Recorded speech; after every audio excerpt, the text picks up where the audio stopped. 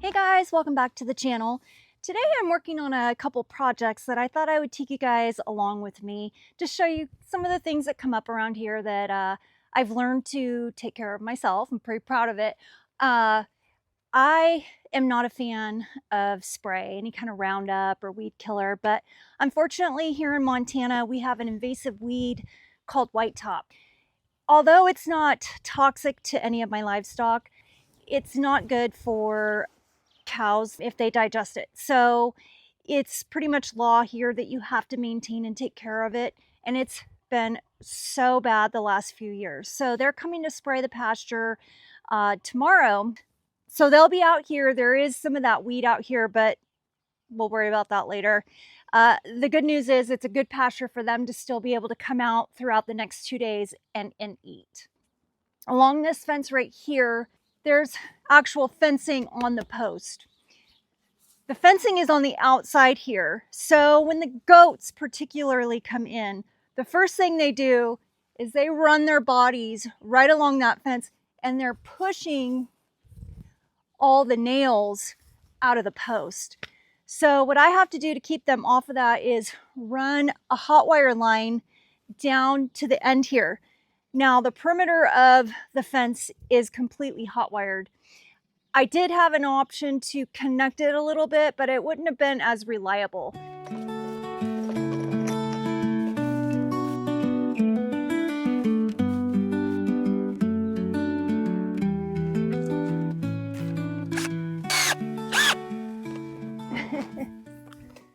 So a few things I've learned maintaining and putting up electric fencing is this is a wood post insulator. So essentially this goes into the wood right here, and the package comes with nails that you can nail into the wood. However, I found that a lot of times the nail will split the wood and it comes loose very quickly. So it is a little bit more of an investment, and this is probably definitely an overkill type screw. But I've learned the best way to put these in is to use screws. They'll adhere into the post better and stay and won't move around. Okay, that's nice and secure.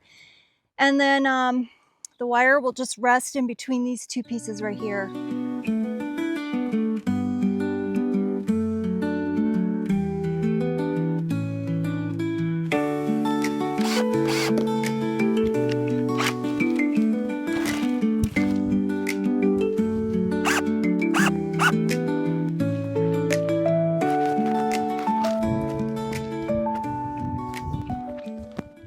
I'm going to show you guys how I start the tension around the post here.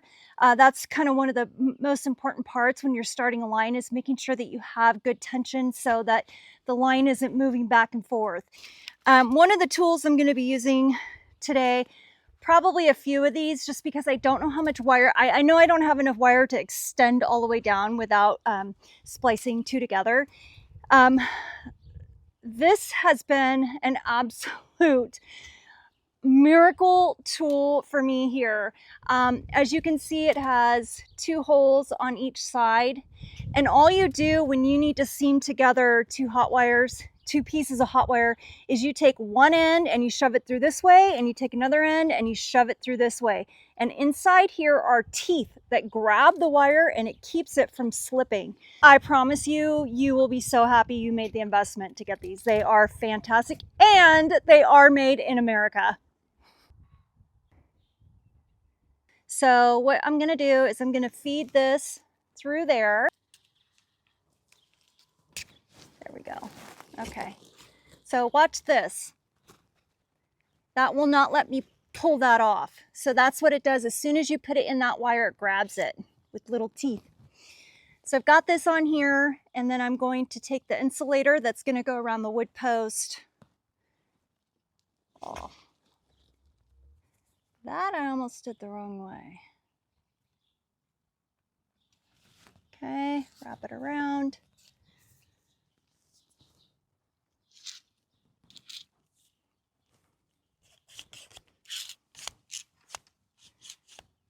Now, the one thing you have to keep in mind, that's right, don't let this slip too far down because you can't push it back up, and you don't need it down, you know, as far as you may think.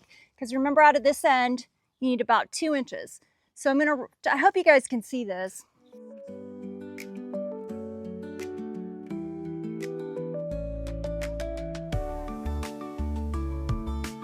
Can you guys see that? And all I'm gonna do, as you can see, it's creating that tension around this post like that.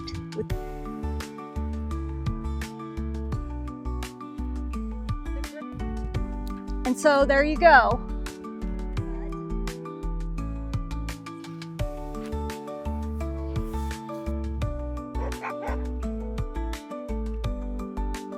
I think my neighbors let their horses out to clean up their driveway. So Belle and Franny have been spending a little time down there. They're not used to them being that close to the property.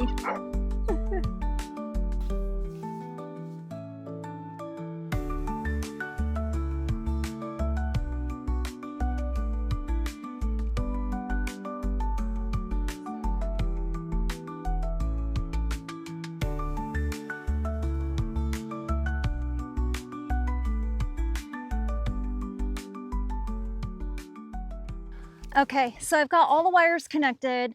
I think I ended up using 4 pieces. So 4 gripples, and 5 including the corner. Now this is the end of the other side. I am out of that long black piece that I used to wrap around the wood post on the first one. But I do have these. Now, the guy that lived here before did have horses. He was Amish. So everything was very minimalistic, which is kind of cool. I actually learned a few things from kind of deconstructing what he had done. But he had used these here, you see that little indentation? And what he had done, instead of using plastic insulators like I have because he had horses, he ran the line down the post and he just put a staple in it like that. So the wire just ran right through that hole right there along the fence. And all he did was staple it. And in fact, yeah, he just stapled it like that. So kind of cool, it worked. So what I'm gonna do, I saved them all. I usually save things. I don't like things to go to waste. I'm going to, now this is some of my advice I hope you take that I've given, like the gripples and tension and all of that. This is not hot wire advice. This is just making it work until, you know, or actually I think it'll be fine.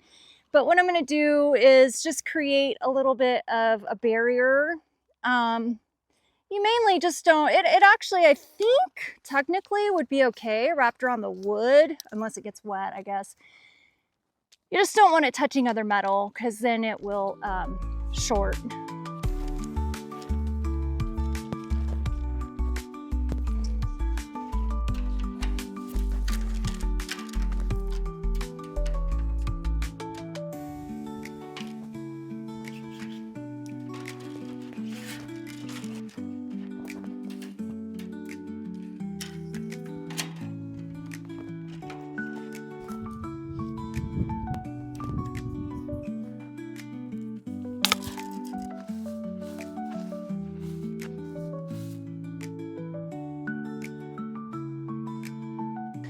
Okay, so I'm actually on the opposite side of the fence that I was just putting the insulators on. And what I'm doing over here is I'm going to set up the Energizer. So as you can see, it's solar. I need to set it up where it's going to be in the sun all day. On the other side would be facing north, so it wouldn't get as much sun. So I am just going to zip tie it here to the fence. And then I've got these two alligator clips. The green is ground and the red that's the charge, and that will go right into or onto the wire. Well, I'll need to find like a piece of rebar or something to hook up ground to. I'm not too concerned about it. When you are setting up a proper hot wire fence, you do want to make sure that you invest and take the time to correctly install your ground. It's super important for the charge and to protect the unit from, you know, a lightning storm. Are you gonna help me, Bob?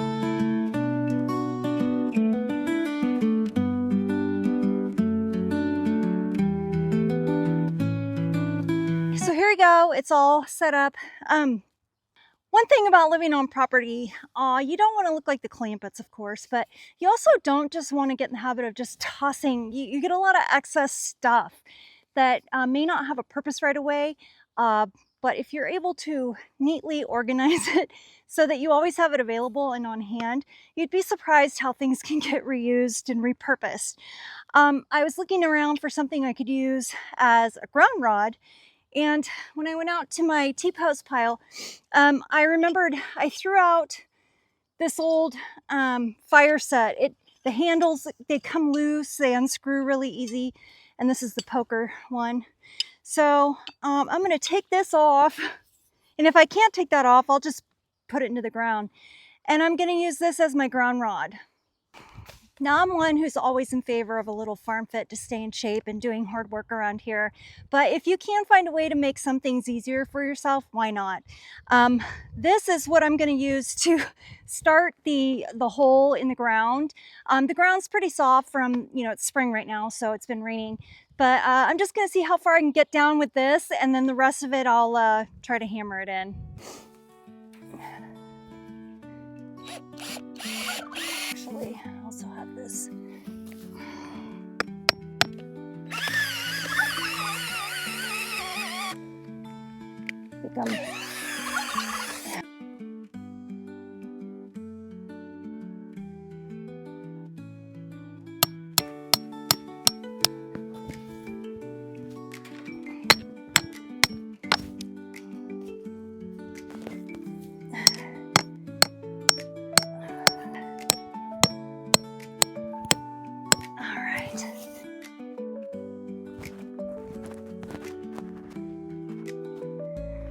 Livestock with pet privileges.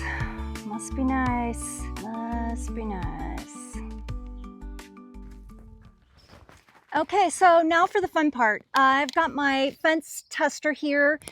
This is the ground rod that you want to just put in the ground right here where you're going to test. And then I'm going to use this tip right here to touch the wire. And it's probably going to hit up there at the top because it's pretty strong. So let me turn it on.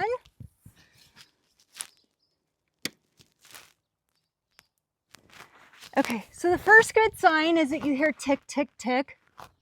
I can tell you right now it's working because I can hear it. But I'm going to go ahead and set it up against here.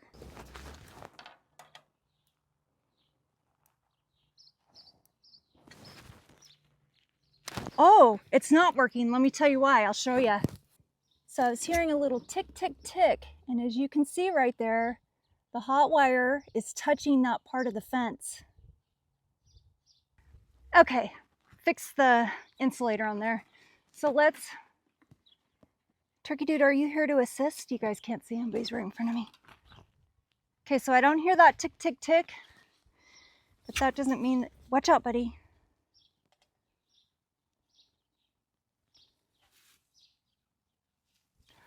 Oh yeah, it's hot. Watch out for that wire, buddy. You're gonna force me to celebrate Thanksgiving this year.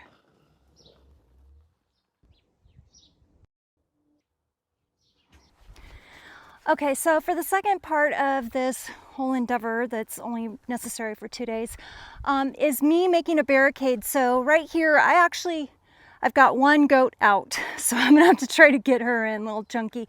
But the rest of them were inside the corral area. So I actually shut the gate because I'm gonna be enclosing it to that area over there. So what I'm gonna do essentially is I'm going to put a T-post in right about here, and this behind me, that blue stuff, it's electric netting. What I'm gonna do is just create a little kind of corral area from that gate to the one where I was just at putting the hot wire.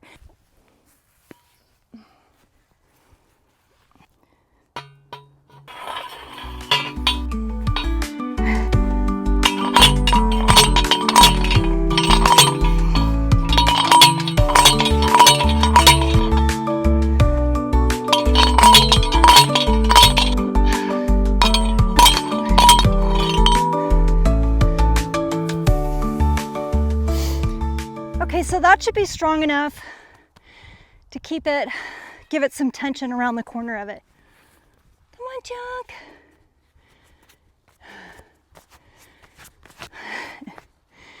I think somebody decided that that sound felt unsafe. Come on, Chunky. Come on.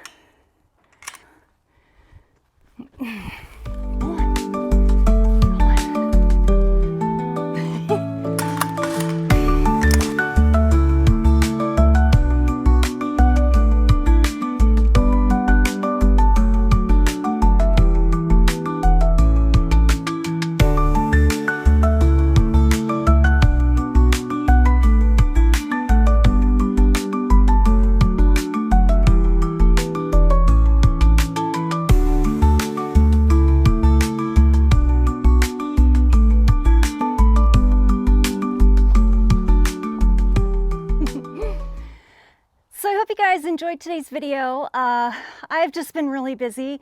I don't know how many of these videos I'm going to be able to put out over the summer. I'm going to try because it's a really beautiful time of the year, but it's also extremely busy. As you could see from the beginning of the video, I showed you a little bit of what's been going on mowing. My riding lawnmower broke, so I had to push about 2 acres by hand. So that took almost 2 full days, little into a third. And it's just stuff like that that just keeps me really busy and active, which is good. But, you know, it takes extra time to set up a phone and record. So I've been doing some shorts because, as you could probably tell if you've seen them, I'm doing a lot of work on myself and just really trying to stay healthy on the inside and the outside, and I'm excited about it and I feel great.